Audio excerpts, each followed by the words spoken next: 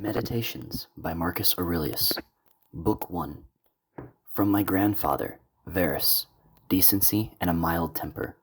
From what they say and I remember of my natural father, integrity and manliness. From my mother, piety, generosity, the avoidance of wrongdoing and even the thought of it. Also simplicity of living, well clear of the habits of the rich. From my great-grandfather, not to have attended school for the public, to have had good teachers at home, and to realize that this is the sort of thing on which one should spend lavishly.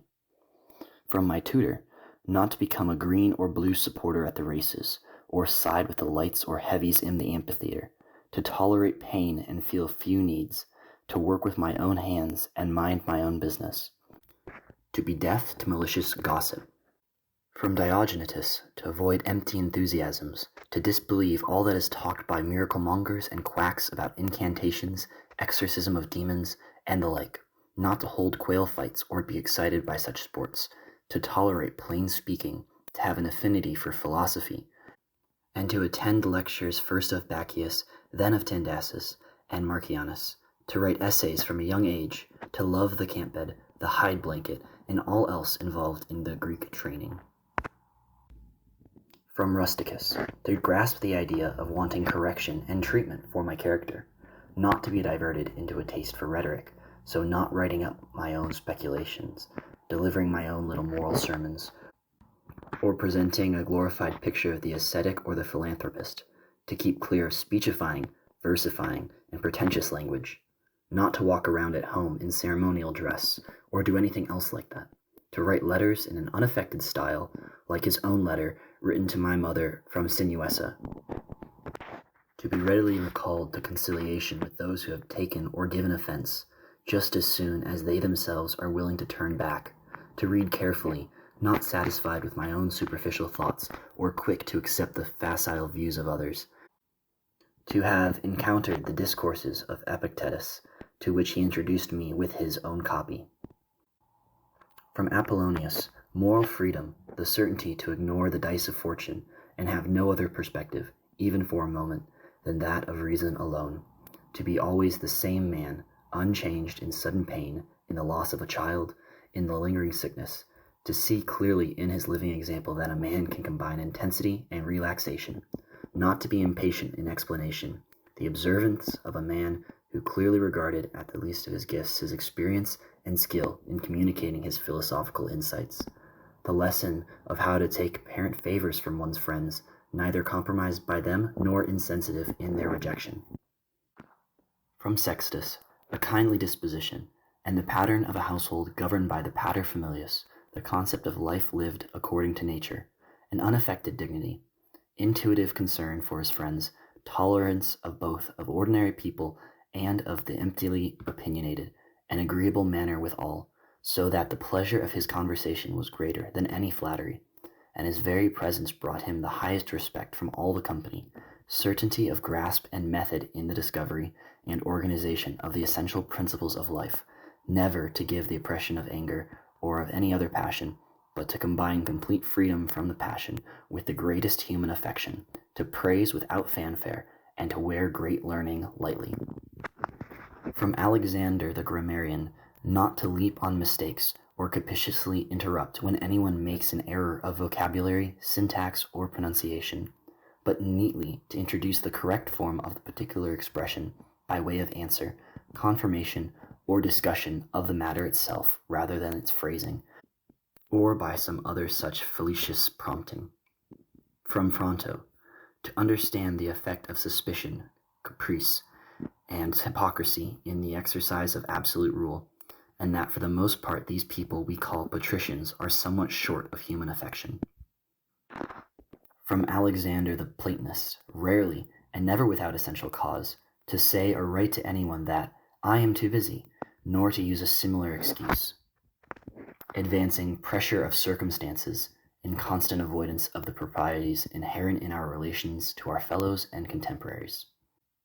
Of Catullus, not to spurn a friend's criticism, even if it may be an unreasonable complaint, but to try and restore his usual feelings, to speak of one's teaching with wholehearted gratitude, as is recorded of Demetus and Athendotus, and a genuine love for children. From Severus, love of family, love of truth, love of justice, to have come by his help to understand Thracia, Helvidius, Cato, Dio, Brutus, to have conceived the idea of a balanced constitution, a commonwealth based on equality and freedom of speech, and of a monarchy which values above all the liberties of the subject, from him too, a constant and vigorous respect for philosophy, beneficence, unstinting generosity, optimism, his confidence in the affection of his friends, his frankness with those who met with his censure, and open likes and dislikes, so that his friends did not need to guess at his wishes. From Maximus, self-mastery, immune to any passing whim, good cheer in all circumstances, including illness, a nice balance of character, both gentle and dignified, and uncomplaining energy for what needs to be done, the trust he inspired in everyone that he meant what he said and was well-intentioned in all that he did, proof against surprise or panic, in nothing either hurried or hesitant, never short of resource, never downcast or cringing, or on the other hand angry or suspicious, generosity in good works, and a forgiving and truthful nature, the impression he gave of undeviating rectitude as a path chosen rather than enforced, the fact that no one would ever have thought himself belittled by him or presumed to consider himself superior to him, and a pleasant humor. From my adoptive father, gentleness and an immovable adherence to decision made after full consideration, no vain taste for so-called honors, stamina and perseverance, a ready ear for anyone with any proposal for the common good, to reward impartially, giving everyone their due, experience of where to tighten, where to relax, putting a stop to homosexual love of young men, a common courtesy, excusing his court from constant attendance at dinner with him and the obligation to accompany him out of town, and those kept away by some other commitment always found him no different towards them, focused and persistent in deliberation in council, never satisfied with first impressions and leaving a question prematurely, the concern to keep his friends with no extreme of surfeit or favoritism, his own master in all things, and serene with it, foresight for the longer issues, and unfussy control of the least detail. The check he put in his reign on acclamations of all forms of flattery, his constant watch on the needs of the empire, his stewardship of its resources, and his tolerance of some people's criticism in this area, no superstitious fear of the gods, nor with men any populism or obsequious courting of the mob, but a sober steadfastness in all things, and nowhere any vulgar or newfangled taste. In those things which conduce to the comfort of life, and here fortune gave him plenty, to enjoy them without pride or apology either, so no routine acceptance of their presence or regret in their absence. The fact that no one would ever describe him as a fraud or an impostor or a pedant, but rather as a man of mellow wisdom and mature experience, beyond flattery, able to take charge of his own and others' affairs. Further, his high regard for genuine philosophers, and for the other sort he had no hard words, but easily saw through them, sociability too, and a sense of humor, not taken to excess, sensible care of his own body, neither vain nor valetudinarian, but not neglectful either, so that his own attention to himself left very little need for doctors, doses, or applications. More importantly, his readiness to defer ungrudgingly to those with some special ability, it might be in the literary expression, or the study of laws or customs or any other subject, and to give them his own active support to reach acknowledged eminence in their own specialities, acting always in accordance with tradition, yet not making the preservation of tradition an overt aim. Further, no liking for change or chance, but a settled habit in the same place and the same practices, to resume instantly after attacks of migraine, fresh again and vigorous for his usual work. Not to keep many matters secret to himself, only a very few exceptional cases, and those solely of state concern. He was not one to bathe at all hours. He had no urge to build houses. He was not particular about food, the material and color of his clothes, or youthful beauty in his slaves. The fact that his dress came from Lorium, sent up from his country house there, the many details of his way of life at Lanuvium, how he handled the apologetic customs officer in Tusculum, and all such modes of behavior. Nothing about him was harsh, relentless, or impetuous, and you would never say of him that he broke out a sweat, but everything was allotted its own time and thought, as by a man of leisure. His way was unhurried, organized, vigorous, consistent in all. What is recorded of Socrates would apply to him too. That he could regulate abstinence and enjoyment where many people are too weak-willed to abstain or enjoy too indulgently.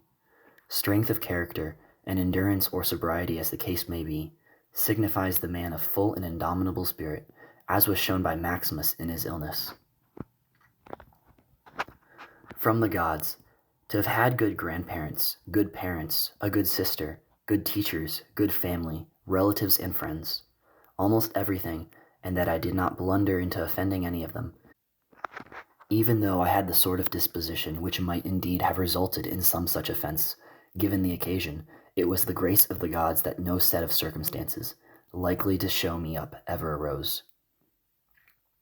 That I was not brought up any longer than I was with my grandfather's mistress, and that I kept my innocence, leaving sexual experience to the proper time, and indeed somewhat beyond it. That I came under a ruler and a father who was to strip me of all conceit, and bring me to realize that it is possible to live in a palace without feeling the need for bodyguards or fancy uniforms, candelabra, statues, or the other trappings of such like pomp, but that one can reduce oneself very close to the station of a private citizen, and not thereby lose any dignity or vigor in the conduct of a ruler's responsibility for the common good. That I was blessed with a brother whose character could spur me to care for myself, and whose respect and affection were likewise a source of joy for me. That my children were not born short of intelligence or physically deformed, that I did not make further progress in rhetoric, poetry, and the other pursuits of which I could well have been absorbed, if I had felt this was my right path. That I was quick to raise my tutors to the public office, which I thought they desired, and did not put them off, in view of my youth, with promises for the future. That I came to know Apollonius, Rusticus, Maximus. That I acquired a clear and constant picture of what is meant by the life according to nature, so that, with regards to the gods, their communications from that world, their help and their inspiration, nothing now prevents me from living the life of nature. My falling somewhat short still is due to my own fault and my failure to observe the promptings, not to say the instructions, of the gods. That my body has held out so far in a life such as mine, that I never touched Benedicta or Theodotus, and that later experience of sexual passion left me cured. That though I was often angry with Rusticus, my behavior never went to the point of regret. That my mother, fated to die young, nevertheless lived her last years with me. That whenever I wanted to help someone in poverty or some other need, I was never told that there was no source of affordable money, and that I myself never fell into similar want of financial assistance from another. That my wife is as she is, so submissive, loving, and unaffected, and that I found no lack of suitable tutors for my children. That I was given help through dreams, especially how to avoid spitting blood and bouts of dizziness, and the response of the oracle at Caeda, just as you use yourself. That, for all my love of philosophy, I did not fall in with any sophist, or devote my time to the analysis of literature or logic, or busy myself with cosmic speculation. All these things need the help of gods and fortune's favor. End of Book 1.